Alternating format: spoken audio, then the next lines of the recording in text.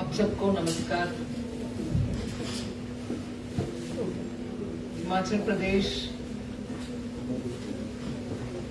is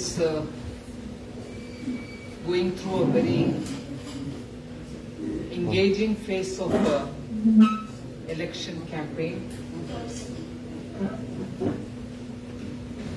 Today is the last day.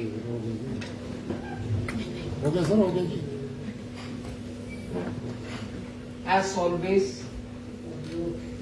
Bharatiya Janata Party takes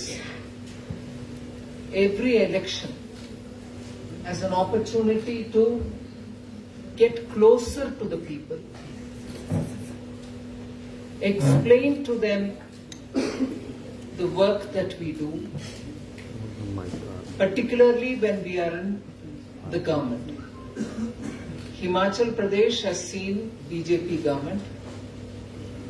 When BJP is in power in the center as well. So commonly that which is called as a double engine government has served Himachal Pradesh very diligently. So Himachal Pradesh में आज चुनाव के दौरान, campaign के दौरान मैं आई हूँ।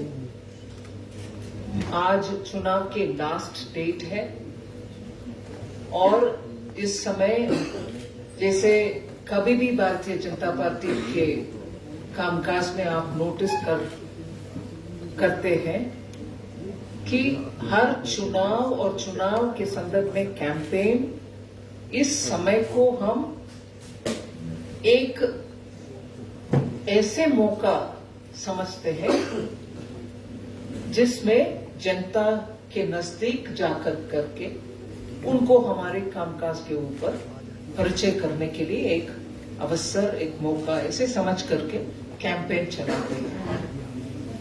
और वैसे सरकार जब भारतीय जनता पार्टी का है और रीजन बनता है कि जनता के पास जाओ और जो डबल इंजन सरकार बोलते हैं, राज्य सरकार भी बीजेपी का और केंद्र सरकार का भी बीजेपी का, प्रधानमंत्री नरेंद्र मोदी जी का नेतृत्व में जितने भी अच्छे जनता की भलाई के लिए कामकाज हो रही है, उन सबको परिचय करने के लिए एक मौका समझ करके चुनाव के अभियान, कैंपेन चलाते हैं। और आज लास्ट जो डे है, हिमाचल प्रदेश में माननीय गृह मंत्री जी अमित भाई भी कैंपेन कर रहे हैं। महिला बाल कल्याण मंत्री श्रीमती स्मृति जी भी हैं, उनका भी पब्लिक रैली चल रही है। फिर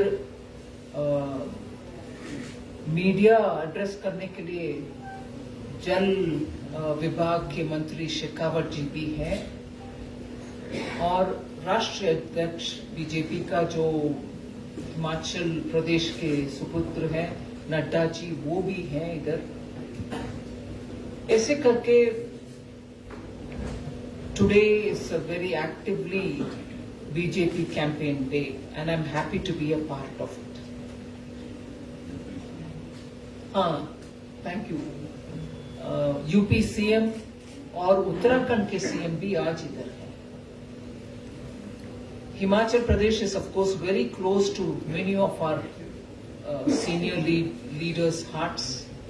Many of them have worked here as party karyakarta, inclusive of Mananiya Pradhan Mantri ji. So there is always a reason to feel very, positive and happy to be here to be able to talk to the people of Himachal Pradesh. Today in my press, I just want to highlight, if anything, in three different compartments. The first one is what the state government has done and what the double engine sarkar will do to Himachal Pradesh. उस issue के अंदर जितने भी विषय बोल सकते हो, समय के पाबंदी को, टाइम लिमिट को मन में रखते हुए। और second issue I want to highlight is about how Himachal Pradesh has really been beneficial or benefited from the Government of India's emphasis on infrastructure development. मतलब कोविड के समय लॉकडाउन जब इकोनॉमी को रिवाइव करने के लिए हम कोशिश कर रहे हैं, 2020-21 से शुरू होते हुए इंफ्रास्ट्रक्चर को इंपॉर्टेंस देकर के पब्लिक स्पेंडिंग के द्वारा इकोनॉमी को रिवाइव करने के लिए भारतीय जनता पार्टी क्या क्या विषय उठा करके आ रही है, उनके संकल्प पत्र के विषय, महिला के लिए स्पेशल संकल्प पत्र के विषय, इसमें इश्यूज में हाईलाइट करके आपके सामने रखती हूं। फिर ऑफ कोर्स आपकी क्वेश्चन एंड आंसर। पहला विषय ये डबल इंजन सरकार के द्वारा हिमाचल प्रदेश में क्या क्या ऐसे इश्यूज बनाया और उसमें कैसे राज्य सरकार ने इतना अच्छा काम किया है, उसको मैं I want to highlight. Double engine के सरकार का आपने अच्छा सा उदाहरण हिमाचल प्रदेश में देख सकते हैं, क्योंकि जहां प्रधानमंत्री जी गरीब मतलब अंत्योदय के नाम में गरीब के लिए, गरीब कल्याण के लिए, गरीब को एम्पावर करने के लिए जितने भी स्कीम ले आए हैं, वो सब के सब पूरे हिमाचल प्रदेश में इंप्लीमेंट हुआ।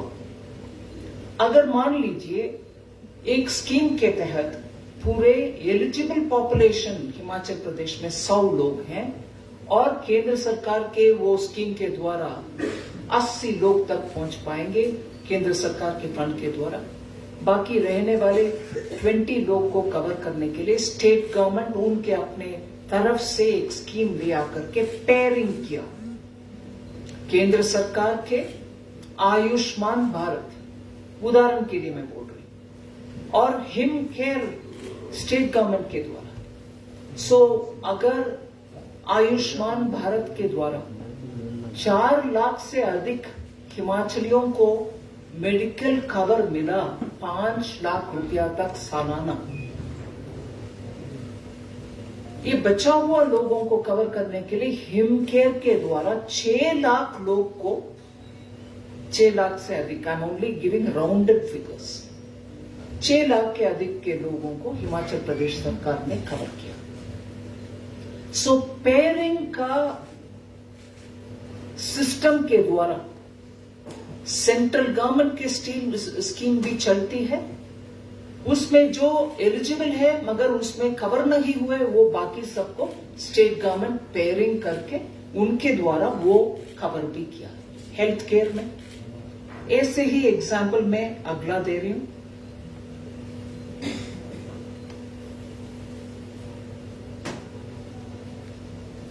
ये नारी को नमन योजना, सिमिलरली बेटी है अनमोल योजना, इन सभी विषयों में हिमाचल प्रदेश उनके अपने तरफ से स्कीम्स ले आए।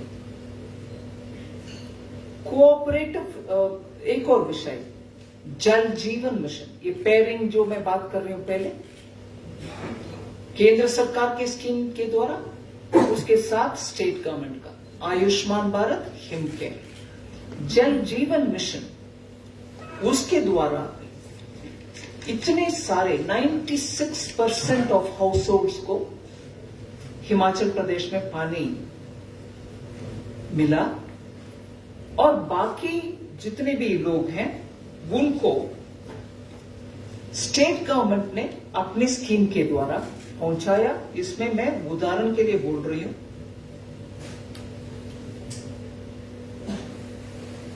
हाईएस्ट पॉइंट जहां लाहौल स्पीति में 15,000 फीट के ऊपर जहां है वो हम वहां तक पानी पहुंचाने के लिए स्टेट गवर्नमेंट ने उनके अपने तरफ से कदम उठाया और सक्षम रहे उधर तक पानी पहुंचने के लिए। So Jal Jeevan mission pairing with the states efforts to reach the highest points.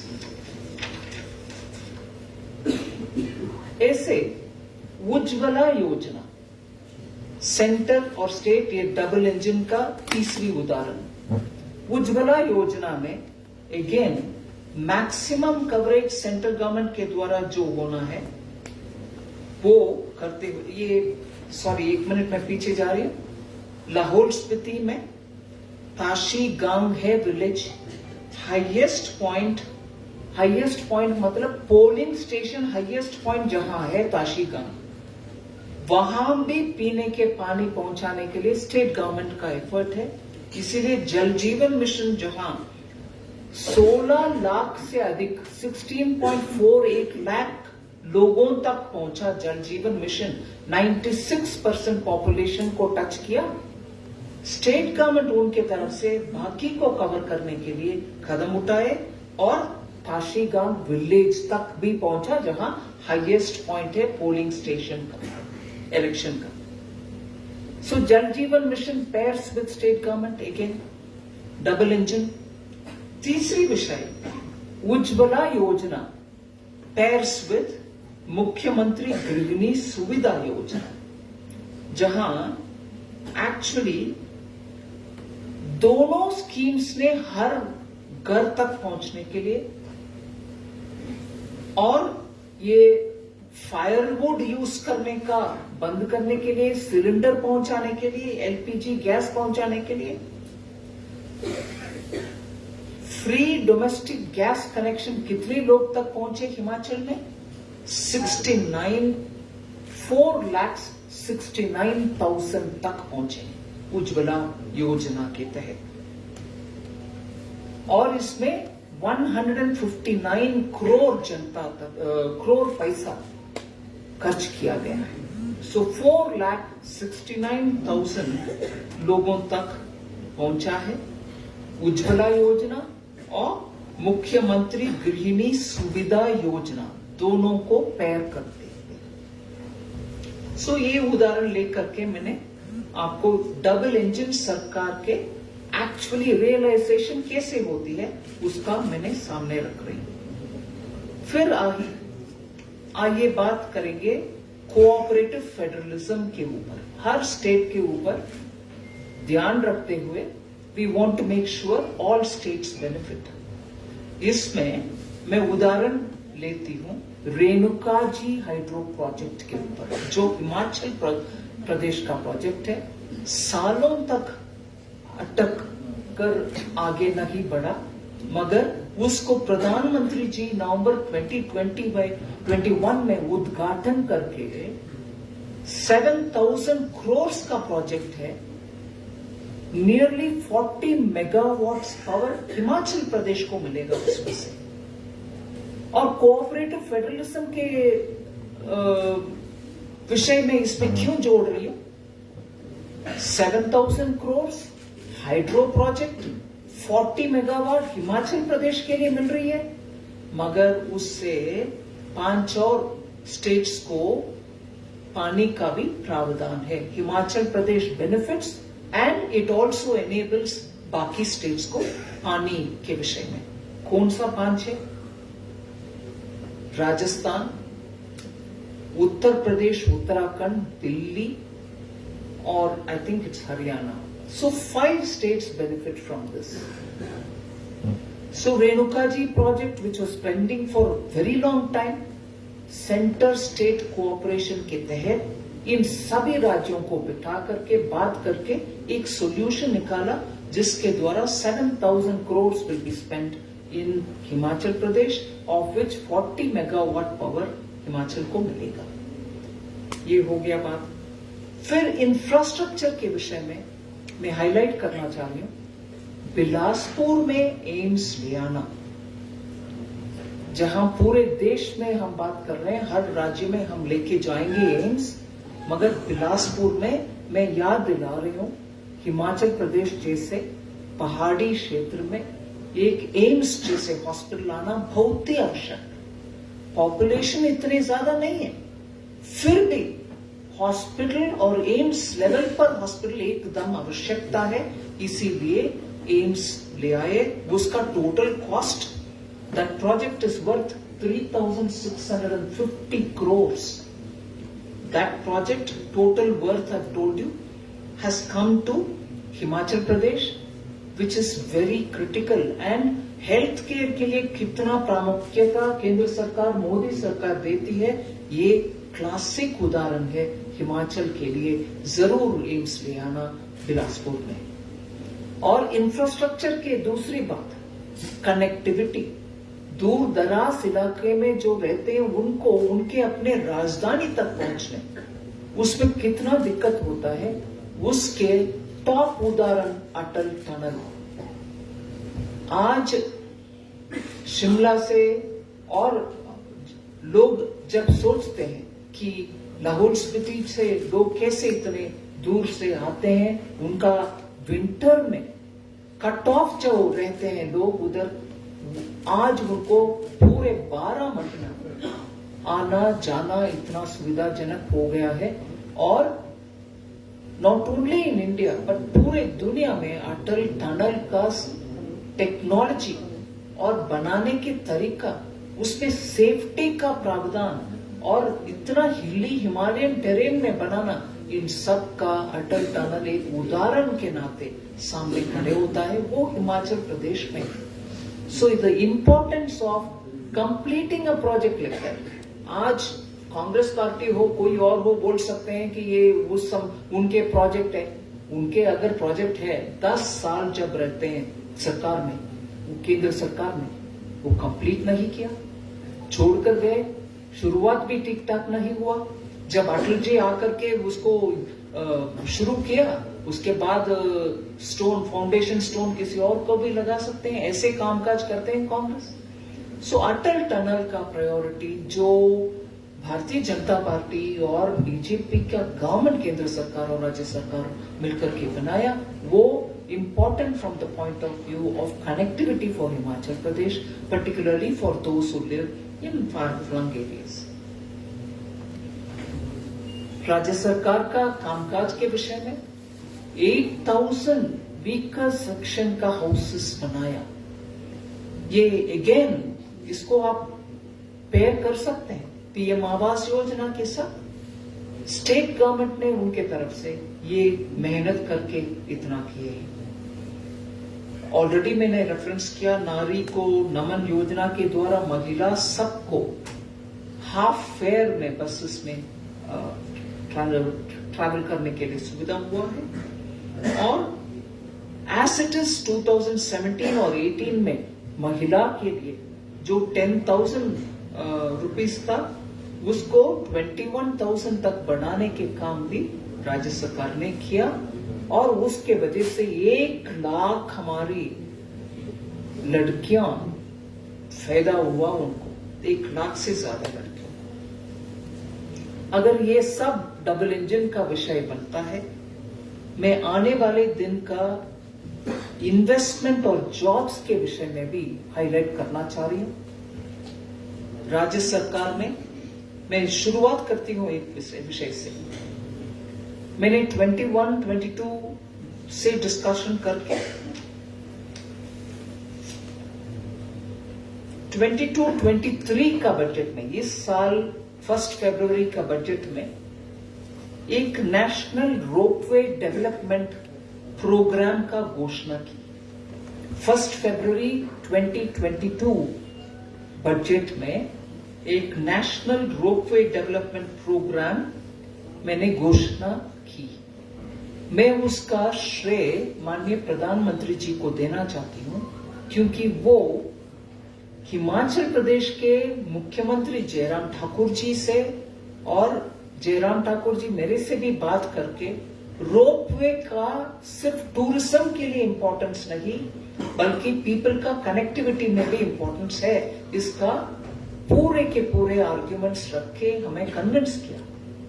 इसीलिए सिर्फ हिमाचल के लिए नहीं, पूरे देश में जहां भी इसका आवश्यकता है उसके लिए नेशनल प्रोग्राम घोषणा हुई।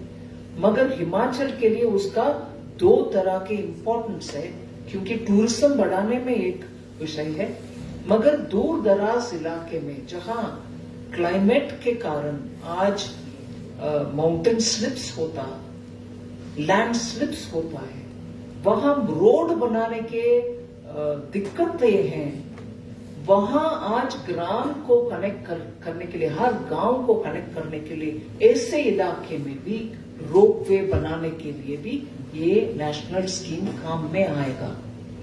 इसका सोच और चिंतन और इसका प्लानिंग करने में हिमाचल सरकार, चीफ मिनिस्टर आकर के प्रधानमंत्री जी के प्लान, ये प्लान सामने रखे उनसे डिस्कस करने का श्रेय प्रधानमंत्री जी का और हिमाचल प्रदेश का चीफ मिनिस्टर को जाता है, क्योंकि आज कनेक्टिविटी रहित गांवों को पहुंचने के लिए कई बार रोड में भी दिक्कत, रोड बनाने में भी दिक्कत आता है, उधर भी रोपवे बना सकते हैं।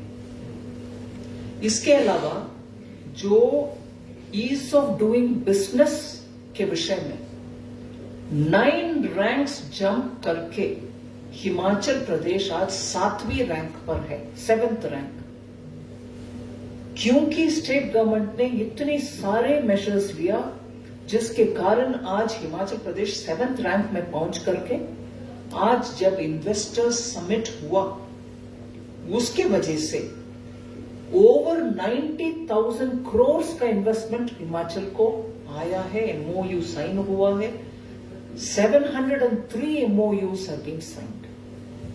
ये एक्चुअली इम्पॉसिबल है अगर आप ईज ऑफ डूइंग बिजनेस के रास्ते पर चलते हुए काम नहीं किया होगा। अगर if you are not done your work, you would not be able to draw investment. So राज्य सरकार को मैं एब्सोल्युटली ऑन रिकॉर्ड बोलना चाहती हूँ, अच्छा सा काम करके ईज ऑफ डूइंग बिजनेस को ध्यान दे करके 7th रैंक तक पहुंचने में आज 90,000 करोड़ इन्वेस्टमेंट मीट के द्वारा आपको इन्वेस्टमेंट के नाम पर आया है। यही है इंडिकेशन दैट सरकार, राज्य सरकार अच्छा कदम स्टेट के भविष्य के लिए लेती है, जो उसका परिणाम भी मिलता है इन्वेस्टमेंट के द्वारा। फिर ऑफ कोर्स ऑल इंडिया स्तर पर रोजगार बनाने के लिए 10 लाख रोजगार के लिए प्रधानमंत्री जी घोषणा करके ऑलरेडी 75,000 जॉब्स का अपॉइंटमेंट लेटर्स लोगों को पहुंचाया। उसमें हिमाचल में भी लोगों को जॉब्स मिला उनके हिस्से के अनुसार। सो इन्वेस्टमेंट्स, इसमें एक और विषय इन्वेस्टमेंट में मैं पढ़ना चाहती हूँ और आपके ध्यान आकर्षण करना चाहती हूँ। Bulk drugs park, BJP government in Himachal Pradesh, अगर 3 स्टेट्स को बल्क ड्रग पार्क जाता है तो उसमें एक हिमाचल प्रदेश है। सिमिलरली मेडिकल डिवाइस पार्क, अगर 4 स्टेट्स में भारत देश में मेडिकल डिवाइस पार्क बन रहे हैं, हिमाचल में भी आ रही है एक। सो 4 states among which Himachal Pradesh is one. इसके वजह से 1,550 करोड़ का इन्वेस्टमेंट होना है और उसमें 40,000 लोगों को रोजगार मिलने के प्रोविजन भी है। सो वो एक विषय में आपके ध्यान आकर्षण करना चाहती हूं। फिर रेवेन्यू कैसे आता है स्टेट्स को, हमें कैसे स्टेट को चलाना है, केंद्र सरकार से जो पैसा आना है वो आ रही है, नहीं आ रही, कम आ रही है, ज्यादा आ रही, उस विषय में आज सुबह भल्ला साहब से भी बात हुआ उसके विषय में। हिमाचल प्रदेश को 2009 से 14 जो यूपीए के सरकार के समय अमाउंट कितना ट्रांसफर हुआ, ये टैक्स डेवल्यूशन भी है इसमें और ग्रांट्स भी है, 8 that is. So grant and aid plus tax devolution कुल मिलाकर के 2009 से 14 तक 40,281 करोड़ मिला उस 5 ईयर पीरियड में। अब भी एनडीए गवर्नमेंट के समय, मोदी जी के सरकार के समय वो कंपैरेबल 5 साल ही मैं बोल रही, पहले भी 5 साल, अभी भी 5 साल, 2014 से 19 एनडीए रेजीम में ट्रांसफर कितना हुआ, वो 40,281 करोड़ था यूपीए के समय। एनडीए 2014 to 19 के समय 80,679 crores rupees was transferred as grant in aid plus tax devolution. और 2019 से लेकर अब तक और 1.5 साल बचा है, फिर भी 19 से लेकर आज तक 70,400 crores already devolved. 70,400 और 1.5 years, 1.5 years और है वो 5 साल खत्म होने के लिए. So devolution, tax, devolution, grant and aid पहले से अभी ऑलमोस्ट डबल इंक्रीज हुआ है. So double engine, pairing, Renuka ji विषय और Bilaspur AIIMS, Atal tunnel, weaker sections का 8,000 हाउसेस, नारी को नमन और बेटी है तो अनमोल वो योजना, ये सब अब तक की बात मैं बोल चुकी. अभी I want to speak about आने वाले क्या है हमारे मैनिफेस्टो में. उसमें मैनिफेस्टो में जितना भी है वो सब आपके सामने आ गए. मैं एक विषय के ऊपर ध्यान आपका आकर्षण करना चाहती हूँ. नारी के लिए, विमेन के लिए एक अलग मैनिफेस्टो. उसमें जितनी भी हमारी तरफ से विषय आना है बहुत सारे हैं. 12 items are worth considering for you. उसमें एक आध आइटम मैं हाईलाइट करूंगी आपके समय ज्यादा नहीं लेते हुए. महिला की सुरक्षा बीजेपी गवर्नमेंट से ज्यादा कोई और गवर्नमेंट कर नहीं सकते हैं. इसके लिए मैं उदाहरण देना चाहती हूँ. वो एप्स जो है महिलाओं के लिए वो हाईलाइट करना चाहती हूँ.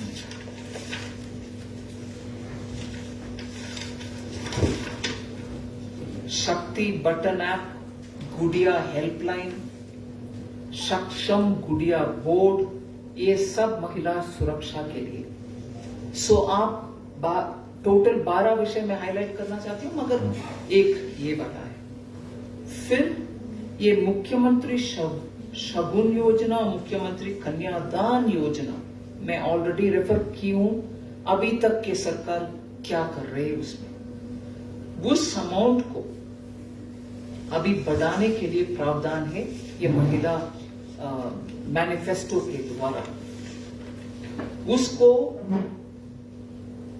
शायद 21,000 से लेकर 51,000, 31,000 से लेकर बढ़ा करके 51,000 तक अमाउंट दिया जाएगा. So that has been increased from 31,000 to 51,000. 33% reservation for government jobs and educational institutions for महिला. फिर स्कूल के बच्चे जो क्लास 6 से क्लास 12 है, 6वीं कक्षा से 12, उनको बाइसाइकिल, और हायर एजुकेशन में जाने वाले महिलाओं को ई स्कूटी. इसके अलावा एक corpus for 500 crores, interest free loan for women, ये भी विषय हम ध्यान में लेना है. 25,000 rupees फॉर प्रेग्नेंट विमेन और 3 free LPG cylinders for poor women, poor गरीब हाउस होल्ड्स के लिए, वो देवी अन्नपूर्णा योजना के तहत. इसके अलावा अच्छे रैंक में आने वाले महिला बच्चों को scholarship amount 2,500 rupees per month देने का है.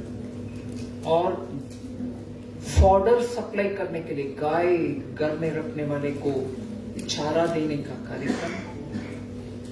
और one very important program is to have 2 girls hostels to be built in every district, in all the 12 districts. 12 पूरे डिस्ट्रिक्ट्स में, हर डिस्ट्रिक्ट में 2 हॉस्टल बनाएंगे लड़कियों के लिए, गर्ल्स हॉस्टल्स. सो ये सब है. मैं एक विषय इंफ्रास्ट्रक्चर के बारे में बात करने के समय बोलना था, अभी बोल रही हूं। 1 लाख करोड़ हर कुल मिलाकर के सभी स्टेटों को 50 साल के लिए इंटरेस्ट फ्री लोन, मतलब मान लीजिए 50 साल के बाद उसका रिटर्न वैल्यू भी इतना नहीं होगा। 50 साल के लिए इंटरेस्ट फ्री इंफ्रास्ट्रक्चर के लिए 1 लाख करोड़ पूरे भारत देश का।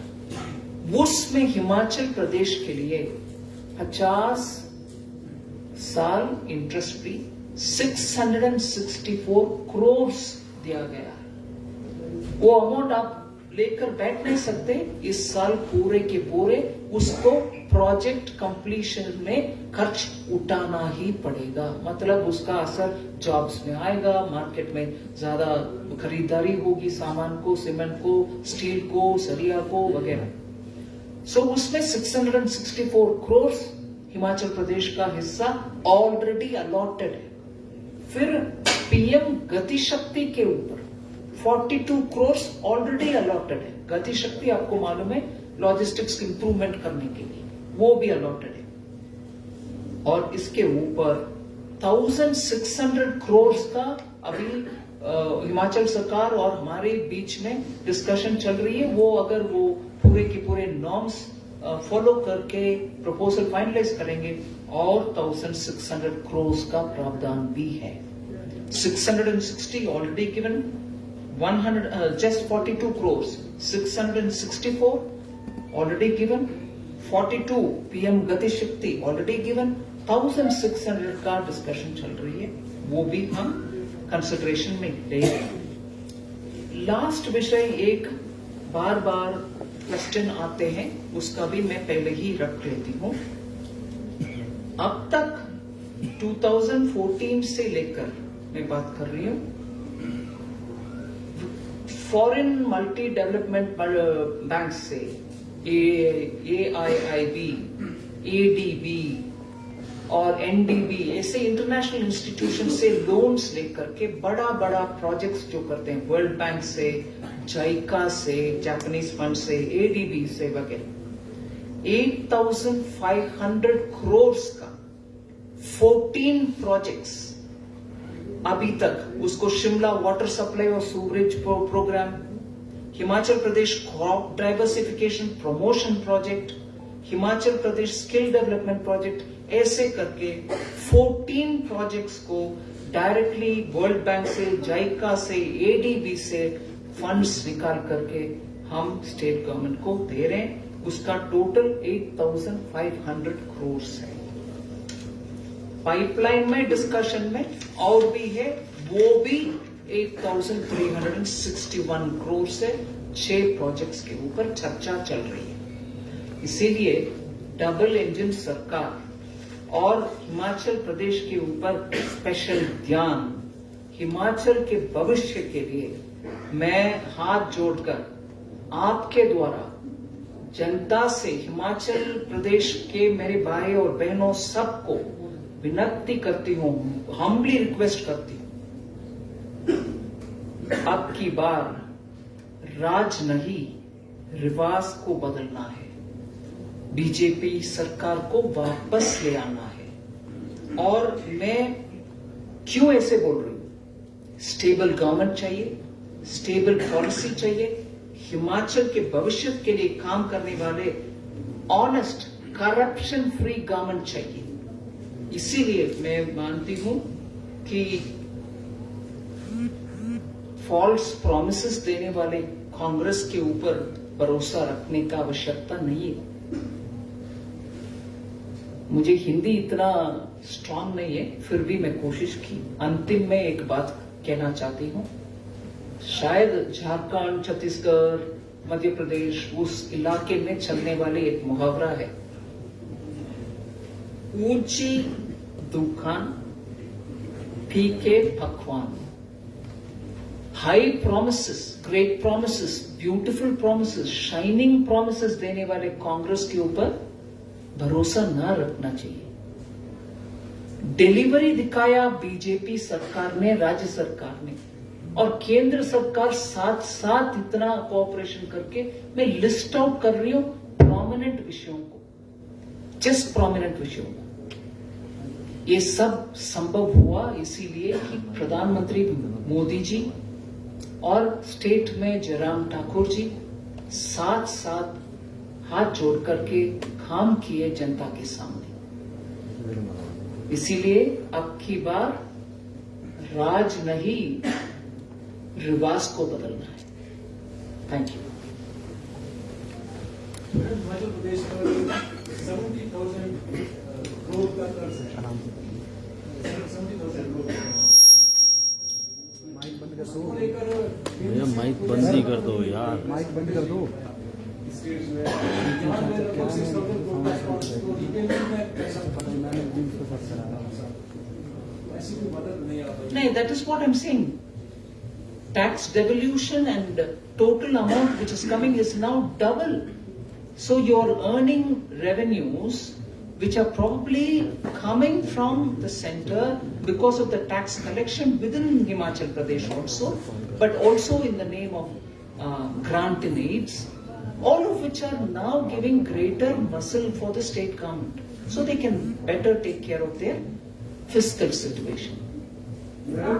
आपके मंत्रालय से एक मेरा क्वेश्चन है कि जो आम आदमी, गरीब आदमी या मध्य वर्गीय परिवार मकान के लिए और अपनी जरूरतों के लिए लोन नहीं लेता है, तो आरबीआई की जो ब्याज दरें है वो स्टेबल क्यों नहीं रहती? आगे आने वाले समय में बढ़ेगी या कम होगी?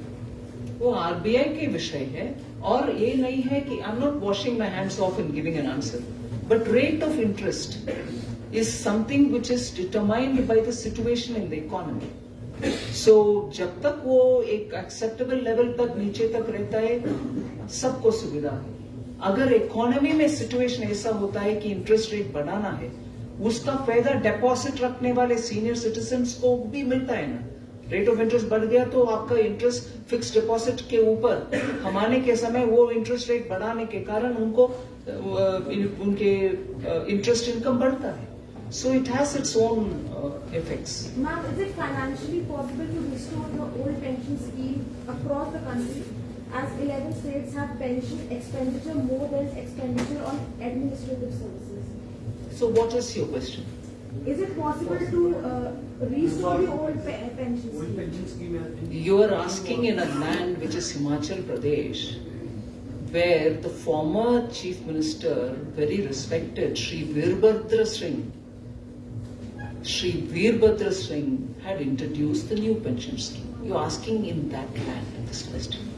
Ma'am, Shaheen Khan, Vikashshil Bharat Samiti. I just wanted to ask कि बीजेपी बैकफुट पे क्यों है ऑफिस के लिए, जबकि वो एक बहुत बड़ा मुद्दा है हिमाचल प्रदेश की जनता के लिए। तो भले ही पिछली सरकार ने उसको बंद किया या काम नहीं किया, बट बीजेपी का भी इस पे स्टैंड किया, क्योंकि वो एक बहुत बड़ा मुद्दा है यहाँ की जनता। ठीक है, उसके लिए बात कर रहे हैं ना हमारी पार्टी के नेशनल प्रेसिडेंट नड्डा जी भी बात की। You 1 minute, I'm trying to answer. Hold on. BJP तो बैकफुट पे क्यों है? I don't think you should judge.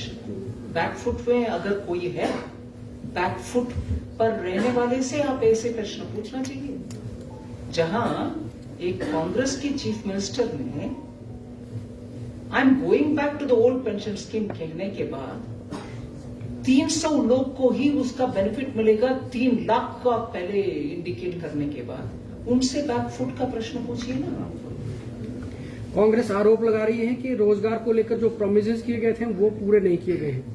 दूसरा, जो आपके केंद्रीय मंत्री है गडकरी जी, उन्होंने जो पूर्व के प्रधानमंत्री है मनमोहन सिंह जी, उनकी आर्थिक नीतियों को यहाँ वर्तमान की आर्थिक नीतियों के बजाय बेहतरीन बताया है, तो क्या कहना है इसमें? मैं गडकरी जी का statement I don't think it is like this. उनका स्टेटमेंट था मनमोहन सिंह जी उस समय 91 में ओपन इकोनॉमी को ओपन किया, ही डिड गुड वर्क, वही था।